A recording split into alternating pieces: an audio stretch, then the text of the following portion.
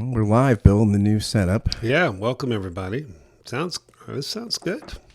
Yeah, these mics are a little different, but it's better for the room. It's going to keep improving, new and improved. Yeah, welcome. We are now. This would be. Did we record from New Jersey one time? I think we did. Yeah. Yes. This would be. It's back to our roots. Back to New Jersey. Back to our origins. It's our origin story. Origin story. Yeah, that's good. All right, so there we go. That's good. Well, welcome everybody. Welcome. We're going to hit record here. All right. Actually, not. Let's start over to the back. Undo recording.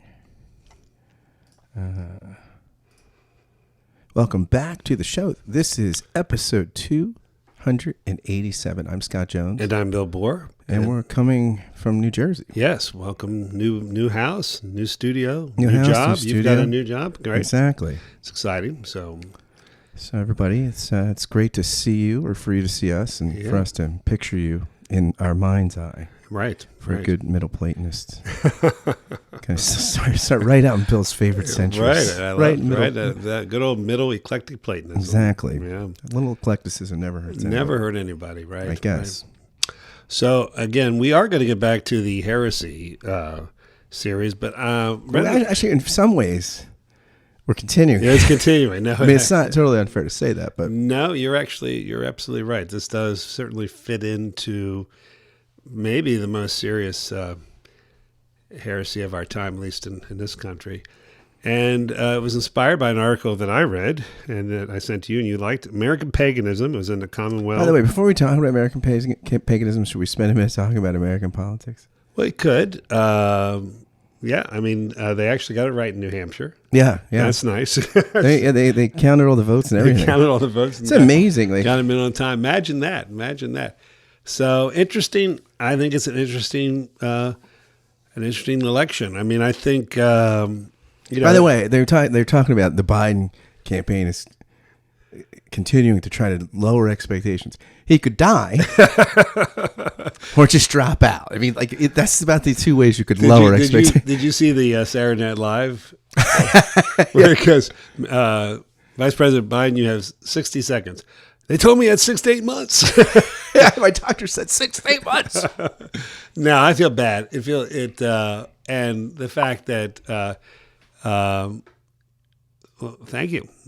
Thanks to, this is from Facebook Live, we're live streaming. Juanita Lynn Meadows, who's a former member here. She moved to Delaware. She moved to the great, speaking of Joe Biden, the great state. She moved to the great state of Delaware. Delaware. Yeah, very good. Absolutely. Very nice. My youngest son lives in Delaware. So very good. Yeah, I think, poor Vice President Biden. And I was, I guess it was on Fresh Air. There's a guy who wrote an article for the New Yorker about the new assassination, the whole idea of what this latest assassination, what that opens up. But he's the one who did the kind of long form article about Hunter Biden that was kind of used and misused, if you would, by conservative conspiracy folks. But just kind of an interesting thing to just, in some levels, the kind of untruths that are treated as truth that about Vice President Biden. But I don't think that's why he's failing. No. I mean, I feel like Joe Biden's always been kind of undisciplined and he's never been a good presidential candidate, right? But also empathetic and no, he's been a great person. Yeah, but I think and this is the thing. Like Bill Maher talks about the problem. And by the way, Leslie Graham is going to hell. I just wanted to put that out there. He could. I mean, because the other day he said, I don't think God's going to ask me on the day of judgment, when I voted to impeach Trump, and someone said underneath, I'm not sure that's the guy you have to worry about on the day of judgment. Yeah. No, I'm just, part of it is they were friends. He was friends with Biden. The way he stabbed Biden in the back. Oh yeah. It's just. I mean, friendship used to mean something. Collegiality used to mean something, and yeah, that's inexcusable. But anyway, so who did I just consigned Lindsey Graham to hell. Yeah. I don't think I'm the first person to have done that, but I just hope I don't see him there. It's quite possible. But well, I don't want to sit with him. If I have to be there, if I have to look over the fence from purgatory, I'll throw things at him. But at any rate, disappointment. But go ahead. I'm sorry. Remember that Simpsons where Marge is in Protestant heaven, and it's like these waspy people like, hello, they're playing croquet and things like, where's homie? he's in Catholic heaven. And she like dance, like fighting with Irish people all the time to dance, like doing the Irish dance, and they're drinking wine. Like, well, where's Jesus? And they go, he's gone native. And you see Jesus like dancing with all the Irish guys in Catholic heaven. That's like Mitt Romney. He'll be in Mormon heaven. It's not someplace I want to hang out. No, not Mormon heaven, but I said to someone, I said, well, it's pretty bad when the best Republican Christian is a Mormon. Exactly. Nothing against Mormons. Mormons. I'm just saying. Just saying, if heaven has no caffeine and no alcohol, it sounds bad. And you have to wear special because it's a long underwear. time. You're there a long time. And special underwear. That's a lot of stuff. Maybe I don't think you have to read that. Wear your special underwear in celestial heaven. I don't know. I'm not sure. Know. Anyway. But yeah, so I mean, I think the Biden stuff. Yeah, I mean, Biden is just not a. And also, if your campaign is predicated on, I'm the most electable one. You have to place better than like fourth. you have to get elected. If among your own party, you're not finishing higher than fourth, electability might not. Be an issue. And does Elizabeth Warren? Does that surprise you? What do you think happened to her? I mean, it was interesting. She seemed to have, a couple months ago, she was doing well in polls. James Carville has been commenting lately. The raging cage is back. He's back. Great. He's back. Great. Poland's to get power. I mean, not just to have a revolution. It's to get in the Senate and you can appoint judges. But he said she had the best bio to run for president. But then it's Chase Sanders and his voters. And I think it's interesting that she was something unique, like had a progressive edge, but wasn't like quite in the Bernie lane. Like she had her own thing, and then it feels like she went into the Bernie lane, and it didn't work. Because Bernie, like Trump. I mean, here's the thing: they both have devotees. Yeah. So like how many they did a poll with Warren's voters, like how many people, if Elizabeth Warren's not the nominee, how many of you would not vote Democrat? Like it was like 0. You're right, but that's not true for Bernie's voters. Bernie, and he brings in independent folks. He brings in a really an interesting eclectic bunch of folks. But I do think the fact that were you surprised that Michael Bennett dropped out? No, I liked him. Oh, he's a great guy. And Joe Scarborough said he quoted a senator. He wouldn't name him, but he said, "I asked a senator, a prominent senator, like."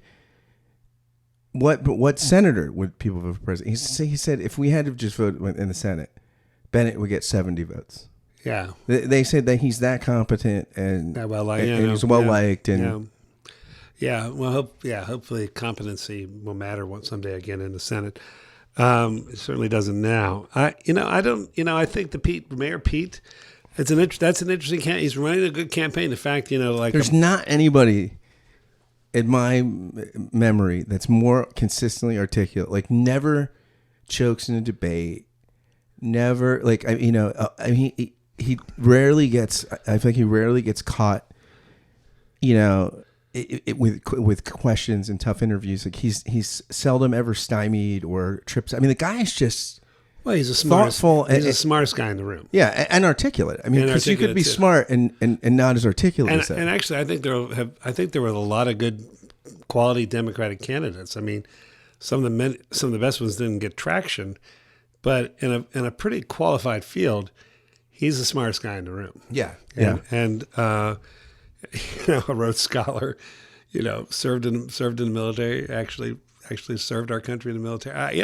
I like how Elizabeth Warren and these other people. So the critiques are he spent time when he could have been working in the private sector. So this is talking about Puritanism. Where the Republicans can forgive all of Trump's sins. We don't know if we can vote for something that worked in the private sector. after he volunteered to go to, unless he first goes into a Maoist shame circle, that is acceptable. Yeah, and Amy Klobuchar, it does. I mean, what I found really interesting is the debate mattered. I mean, she came whether or not it's sustainable is another. I thought she peaked too late. I thought, she's doing great, but she peaked too late. But that tight third in New Hampshire. I mean, that's did they say almost half the people were undecided going into? Yeah. I mean, I think that's because that's where you have this privilege in your Iowa, New Hampshire. Once a year, because you decided you want to pick. It's like The Bachelor. Like, give me who wants the rose? Who wants the rose? What's interesting though? You think about you spend your whole life, if you're running the Iowa Democratic Party, you spend your whole life, you're brown nosing, you're doing shit jobs at rubber chicken dinners, and you're doing all just so one day you could run the Iowa caucus and you screw it up. Like, see, you might be the reason. They're going to be like, we were first before, right. And now we had to go to a primary system. People used to spend $300 million here, and now we lost that. We follow California. Yeah, no, that's not going to. That needs to change. And I agree. I did all the critiques say if it says a more representative state needs to start it out. I mean, there are hardly any black people or Hispanic people in. You could do either a lottery or regional primaries. Like, okay, you have a 6 cluster or something, and then you take turns who goes first, but each cluster has enough representative states that like it would be, No, yeah, or I do like the rotating it around. I mean, I think there's a sense where, there is something good about having one or two start out with to get people to work on their speeches. They do press the flesh, but it's not all dominated by advertisement yet. There's these. I like that personal nature. It just needs to be more representative. And it favors, like, it allows for upstarts. It does. People that normally couldn't. Without Iowa, we might not have got someone like Obama who could come in and do region. But it does also favor, oftentimes, like, you look at, like, on both parties, it often favors people that are further from the center, like your Huckabees, right, or your Bernies, or it's because it's small Santorum and active. Did well. Santorum won. Right. So I agree with that. So I think Iowa needs not to be in the pole position anymore. I think that definitely pole position. It needs to be out. So also, what about Bloomberg is in 3rd in the last national poll I saw. Right. And jumped up with black voters 15 points when Biden went 17 down. Yeah, but until they start playing the thing they played today. I don't know. I mean, it could be. He's done some mea culpas. He's doing the, and you know what? He's got a lot of money. He does have a lot of money. And also he has the support of all these black mayors, because he had this foundation where you would train, he would bring in experts to do like consulting for them and give them grants. And so like he's sort of cultivated this network of urban mayors. First of all, he is a real billionaire. Yeah. And secondly, there's no state that said Trump's got tens of thousands of liquid assets at least. That's right. And Trump's net worth probably doubled from the White House. And you keep charging $600 a room for the Secret Service, you'll make up some money there. No, but his charities don't get shut down by attorney generals of states. He's done a lot of good. His kids have to go to a class in New York State. That's part of the mandate. Like, they have to go to a training about what what's a non-fraudulent charity. What's a we just crashed. Did we just crash? Oh, no, that was just email. Sorry. I thought we crashed. I should have turned the email off. He had to go to Trump's kids had to go to a charity training, like in New York. Like, this is what a non-fraudulent charity does. Like, you can't use it to buy paintings of yourself. You can't use the charity to make political contributions. Was that wrong? We didn't know that. We didn't know that was wrong. That's like when George sleeps with the cleaning lady. We didn't know that was wrong. Is that frowned upon? Because the last place I worked at, that happened all the time. That's right. Yeah. So Bloomberg could be. I mean, you could come down to. It's very possible you could come down to a Bloomberg Sanders primary. Good. Or actually, you could come down to a contested convention. Sanders could definitely get delegates. Mayor Pete's going to get delegates. Klobuchar could get a chunk of delegates, and Bloomberg could, because the super could get and so you could have. And also you could still Biden might still get some delegates. That could still happen. Yeah, he's going to flame out though after South Carolina. I feel like even if he pulls out, I bet you Biden underperforms in South Carolina. Well, I'm not saying he doesn't win. But everything's pointing away. But I would say Bernie Sanders underperformed in New Hampshire. Although if Biden's still alive, that's again, we've lowered expectations. So the fact that he showed up, got votes. I don't think enough of that's been made. Bernie he won. He beat Clinton by 20 points. But only a heads-up election. I mean, there was there's so many. That was just the two people in O'Malley. Right. Wait, did O'Malley drop out after Iowa? I don't remember. I forget. I forget too. No, I'm just saying there was more people in it, but Do you feel? I feel like bad that we. If he was listening, right, I feel bad. It's like, I don't know. Did O'Malley? What was he in the race? Because you imagine the political consultants. Look, you got Elaine here. We got Hillary. People don't like her, and Bernie's too extreme, and you're O'Malley. Your head starts to swell. Yeah, Mr. President O'Malley. It does have a nice. One of the consultants pulls out their iPhone and starts playing "Hail to the Chief," and you're just like, "Yeah, guys, let's do this. Let's start raising money." Yeah. Yeah. Oh, well, thank you, David Norling. Welcome back. Thank you, David. Have I ever shown you David Norling's golf swing? No. I have some videos of it. He played Division I golf. He played with Corey Pavin and these guys. Wow. Yeah, I mean, he's amazing. Very nice. I know. We'll have to see that because I need all the help I can get. Exactly. So no, it's interesting, and we do have.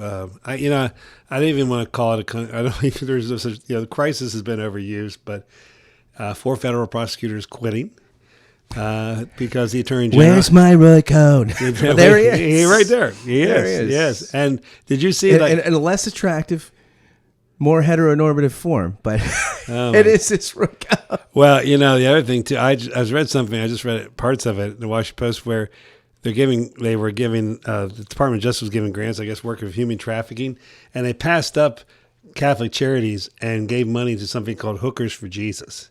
All right. Yeah, partially because Catholic Charities were against the immigration policies of the administration.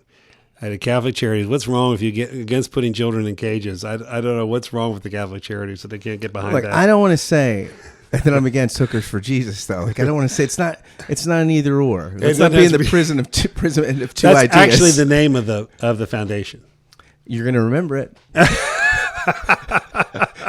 You're not going to forget it. Well, I'm trying to, having spent some time doing fundraising banquets, I'm just trying to picture what the Hookers for Jesus fundraising banquet would be like. I actually don't have a hard time picturing this. I don't think that's hard. And I think Trump probably would make an appearance. I think that would be that's a cause he can get behind. Exactly. At least I don't know. The Jesus part may be a drawback for him. Exactly. It's tough.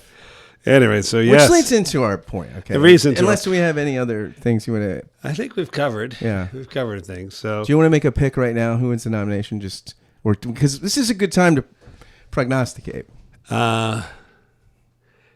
Yeah, I'm going to stick with Mayor Pete. I'm going to go out there on a limb. I think the African American voter is pragmatic. Okay, I think they end up with Mayor Pete before they end up with Bernie.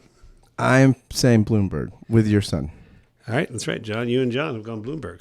Yeah, I mean, I think the money and the other thing I think about Mayor Pete is, although I might be wrong about this, here my original theory about why I think his candidacy it was flawed. I mean, not flawed in the sense of it's young. Great. He's well, young. it's also he's mayor himself, man. He's got the 2008 Obama hope change. We can bring people together, and we're in the tribal right. Obama, like the Republicans ended that when where Obama tried to do a lot of outreach in his first year, and they were just like, screw you. Right. We're doing nothing. We don't care if you give us tax cuts. We want the stimulus. We don't care if you have a center right healthcare plan that the guy that would run against you also did, like in Massachusetts. We don't care. We're not working with you. And I think this is where Trump understands the moment, which also probably screws my Bloomberg pick, but balance out for the money. But I think where Trump understands the moment is it's like base versus base. I don't know if Trump understands the moment. He is the moment. Right. He is the moment. Right. Right. Yeah. And it's just guttural. I mean, it's just. Yeah. I mean, so I don't know, but I think Mayor Pete, the thing that I think trips him up is he's kind of like an Obama 2008, let's all get along, and I feel like that might be, but who knows? Maybe he'll be the person that gives people hope in that again. Right. By the way, here's Trump's genius. Bloomberg's a racist. He's a racist for stop and frisk, which I support. And also, you see him apologizing in that church. He looked pathetic, sad, almost crying. The country doesn't need that kind of leadership. So you're critiquing him for being a racist for a policy you support, then critiquing him for apologizing at a black church when you're saying he's racist. I mean, this is like when he... And Sarah Sanders was on Fox this morning just being offended by Mike Bloomberg and his racist stuff. Wow. I mean, so first of all, when I hear Sarah Sanders, I think anti-racist and public decency. That's that's what she's the poster woman. Who could we get? We need an anti-racist who really is calling for more civility and public decency. Sarah Huckabee Sanders. There we go. Who could be Senator or Governor Sanders? She's looking at running in Arkansas statewide, right. And they're just not sure for which. I heard they had her.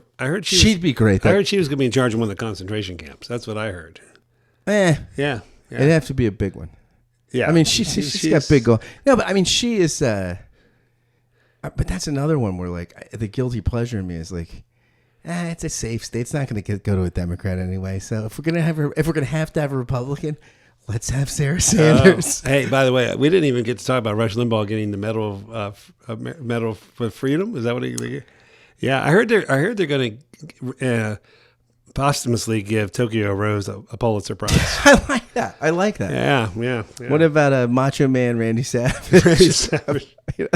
There's a guy. One of my favorite Howard Stern bits. Once in a while, every time Rush Limbaugh's in the news, about every other time he'll play like Rush is Pittsburgh is a top 40 DJ. He was so terrible. He's like the worst of radio. And Howard's like, he's like, he can't even do the talk up into the album. Like, oh, like that's Journey. I mean, he's like, how is this guy telling us what to think when he couldn't even do the lead-in talk up to the Journey song after the weather? Well, but obviously there's millions of people that doesn't matter to. So, well, at any rate. I hope Rush, in all seriousness, I hope Rush was him best in his treatments. Right. Absolutely. All right. So back to modern heresy and paganism. That's actually Rush's good move into paganism. One of Bill's fine discoveries. Yes. It was an American, or it was a Commonwealth magazine, which is, I think, a Catholic publication. Yeah. But it was February 3rd. The author is David Albertson, who is a professor of religion at USC. Is that what he is? I think so. I'm really a thoughtful article. I put it on my, Associate Professor of Religion, USC. I put it on my Facebook page. But basically... California is a disaster. It's a disgrace. But basically, he is addressing, in a number of circles, part of the justification of the Christian support of Trump has been that equating modernity or liberalism with paganism. And even somebody that you like Rusty Reno? I like Rusty a lot. Yeah. But I had him on Give and Take. He's remarkably disappointing. Before the Trump election, I think. And, he wrote this great piece in First Things called The Coming of... There was a generation that knew not Newhouse. Well, he wrote this great piece called The Coming of the Strong Gods, and about pagan, and how... Yeah, it was good. About how, like, basically... Without Christianity, the Judeo-Christian tradition, this kind of paganism, the blood, the soil, the kind of, and it was, and then like Rusty turns around and signs this intellectual.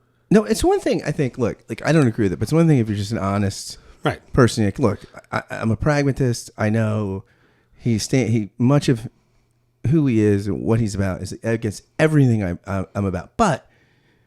There's some priorities, and I'm not one of these people that thinks Christians are more exceptional in politics. And being a pragmatist, and I'll critique him when I disagree, but on certain things, there was more of a sort of, I mean, this is going to save Western culture, kind of argument.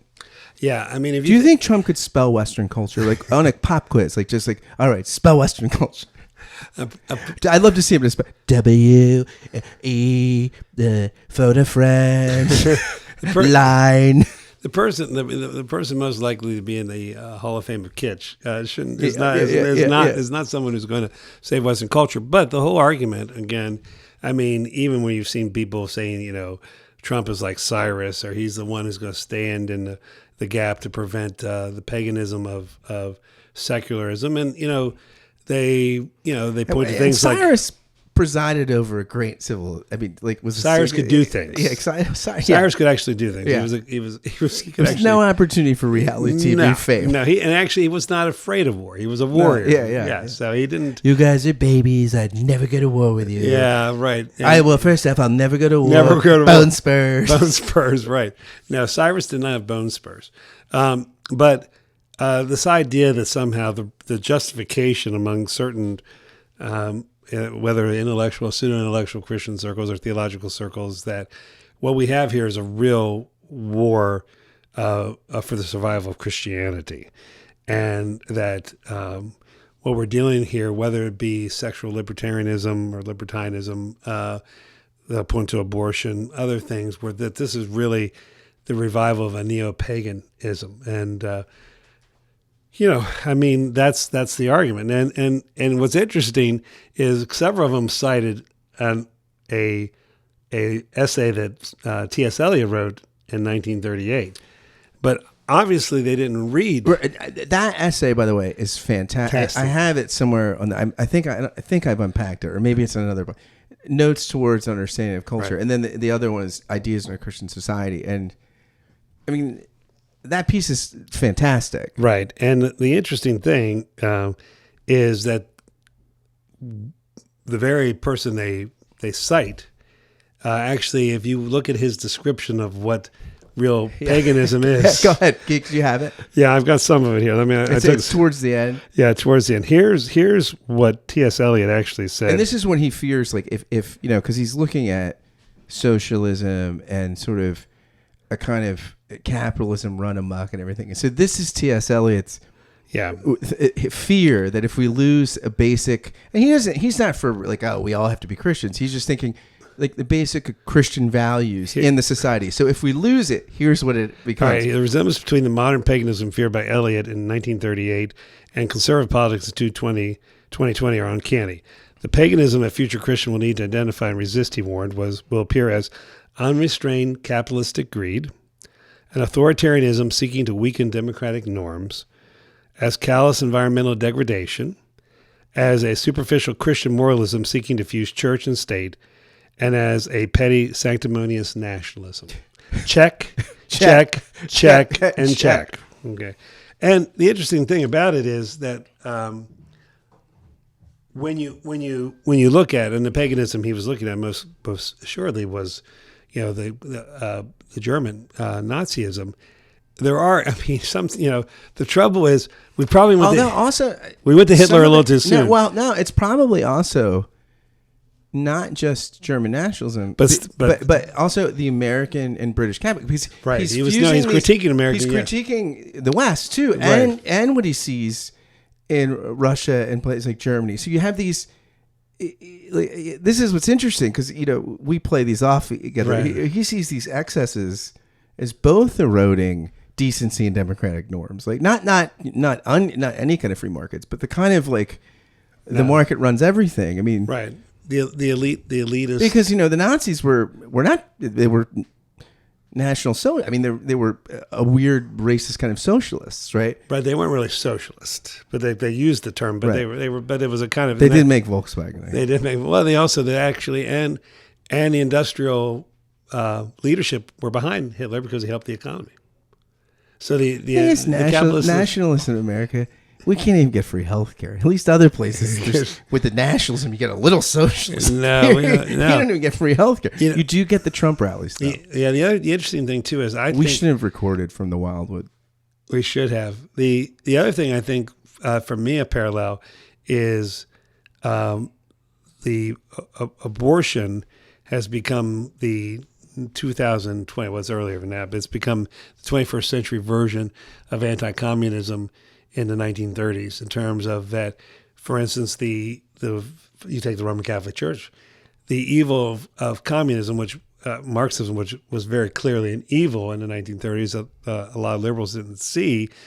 Nonetheless, to combat that evil of godless communism, they were able to go soft on the Nazis. I think there's a sense where even people who are pretty thoughtful, some of people who follow us that will remain nameless. I mean, the abortion issue is such a monolithic Most issue. people that follow us remain choose nameless. to be Remain nameless. nameless. All three of them. But there's a sense We could where have T-shirts where we had our fans, like we had 4 fans, and then just nameless, which would speak for hundreds and hundreds of as people. opposed to other podcasts, our marketing strategy It's is not not thought very out. good. We don't feel the need to give anything with our name on it. But We're working on bobbleheads, though. all right, well, why not? But I want the T-shirt. I want the tie-dye T-shirt would be great. Yeah, but no, the sense where in the name of abortion is the universal evil, then they go to bed with whatever. That's really what the Roman Catholic Church did with Nazis in Germany and in Austria. So I think it's an article we'll put it up there. But this idea that a Trump rally feels like a pagan rally. Matter of fact, frankly, there are a lot of Christian rallies that feel pretty pagan in terms of. That doesn't mean I wouldn't go, but you got to know what you're going into. And the interesting thing is that where one of the narratives that both certain school of Christian church historians got wrong, as well as some modern people, was that Christianity. One of the things he goes into detail was Christianity actually was very imminent. Sense where the trouble right now with the Gnostic form of Christianity that I would say a majority of Americans have embraced is that it disconnects the way of Jesus from what's going on in real time, real place. So the rape of the environment, the fact that, okay, yes, I'm pro-life too, but that an unborn child's life is more important than a child in a concentration camp in Arizona or Texas. You ever remember that South Park episode where the mother comes in and is like, I want an abortion. Well, at what stage? 96 months. That's murder, ma'am. Yeah, right. No, I think certainly on one level there has been a neo-paganism in some of the ethics. What's his name at Princeton University? I mean, if there ever was the ethicist who... Oh, yeah. I just lost his name. Peter Singer. Peter Singer. I mean, that's, it's not, I don't even know if it's neo-paganism. It's just straight up paganism. Like, well, on that logic, you'd have to go with infanticide. Yes, Yes, infanticide, exactly. restrained infanticide is legitimate. Right. And again, I under the disintegration of affiliation with traditional Christianity, but frankly, a lot of people have left a Christianity that is just a shadow of what the church or Christianity is supposed to be anyway. So I mean, in some levels, the fact that the American Christian church is dying is probably, and part of it's necessary. And I spend a lot of time with different groups who are trying to keep churches alive, and sometimes I walk away from those meetings saying, it might be okay if this one doesn't. So there's a sense where I understand. So you're like a hospice nurse with the morphine. Let's just kick up the morphine. I say loud. Really, guy? This is what you think church is? Really? No, I'm done. But no, I think this idea of the lack of a sense of an incarnational theology in a lot of, because his point is like basically the way we frame paganism today in certain conservative circles as well. We worship a transcendent God, and these pagans are just all just worship the earth and all sexual and physical pleasures and stuff. And he makes this point that like if the Christians had just come and announced, oh, there's a new transcendent reality that you can't see in the world, but it's wonderful. Romans would have been cool about it. Of course, that's why the Gnostics try to reboot it a little bit. Exactly, yeah, exactly. Hey guys, this isn't working. We need to reboot it. So but this radical, imminent caring about human suffering and seeing the suffering God and the suffering God. Yeah. So yeah. I mean, this ties into our last podcast a little bit in terms of some of Christianity's well-intended defenders are sometimes part of the problem. The people that had trouble with the rhetoric of the one who shall not be named. Second half of 1518. So I think this idea that that's significant. Again, you and I spent a lot of time in mainline. Well, I guess we're still in mainline Christianity, and it's pretty evident in a lot of mainline Christianity, it's post-Christian. I mean, there's a sense where that the central concerns of the faith no longer are what drove the machine. And I think it's decline in a lot of circles, not everywhere. I mean, there's some very vibrant Christianity in that. And certainly some of the Christianity that's not bought into the latest version of American idolatry, is our faithful presence in mainline churches. But there was a sense where, in a lot of ways, we used to laugh about the J word at Princeton, the Jesus word, that the God of Princeton Seminary had become a very transcendent being, so transcendent we don't really care if the deity exists or not, and I think that piety trickled down, and you see what you have in the mainline churches. What's interesting, say? Trickle down economics, trickle down piety. Neither of them seem to work. But it seems like the right wing of the church learned nothing of the failure of the left wing of the church from the 60s and 70s and forward. And, in terms of those of us with some historical knowledge, there's reason we're nervous when we see those Trump rallies. There's a reason we're nervous when these death threats come to, Mitt Romney and others. We're nervous when people say, "Oh, the deliberations of the Senate are boring," meaning the senators themselves are saying that the constitutional responsibility is boring. It's problematic when you have armed mobs walking in the capital of the state of Virginia. So we're in a very dangerous time, and I think large segments of the Christian community, people who nurtured me in the faith, have acquiesced to the new paganism in the name of fighting paganism, which is always remarkably funny and ironic if it wasn't so tragic. Yeah, and this is like, the two popes reference, where they, you marry the spirit of the age, you're destined to be a widow. And you're right. Like, this is killed mainline Protestantism, right? The marriage of the spirit of the age. And it's like evangelicals are doubling down on it. Sometimes I wonder if it's God, God leaving us to our own desert. We killed hundreds of thousands of people in the Middle East. We've disrupted their cultures. We've destroyed. I mean, this country was founded on founding sins with destruction of Native Americans and the enslavement of the African slave trade. So maybe it's just coming to roost. I don't know. I mean, I think our ideals are beautiful and but the death of the liberal democracy, or let's not call it the death, but the extreme illness of the liberal democracy across the Western world is very problematic. And Darwinistic capitalism is alive and well here. It's alive and well in China, and the poor are getting poorer, and the rich are getting richer in smaller numbers of them. And the fact that no one seems to speak about that from a position of faith is a historical anomaly. I mean, historically, the Christian gospel would speak against this kind of pagan materialism that is so rampant, and to the point where someone like Jerry Falwell Jr. says, Mitt Romney had no business bringing religion into his vote.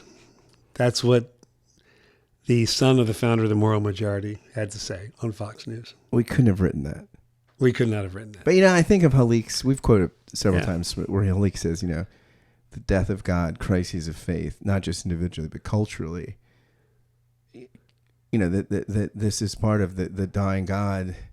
It's not the last word, and there's hope. There's hope for resurrection. Well, it means that some of us, we just need to become Christians again. We all need converting. I'm not going that far. I tried that. I mean, the lectionaries take us through the Sermon on the Mount. If that doesn't give you a reality check, I don't know what. There we go. Will. So, all right. Well, I love your new digs. Thanks. Congratulations, we'll Scott. Sometimes remotely, sometimes here. Yes. Thank you. Cheers to you and your new beginning. And cheers. And thank you all for listening, as always. Thanks so much. Bye. I know.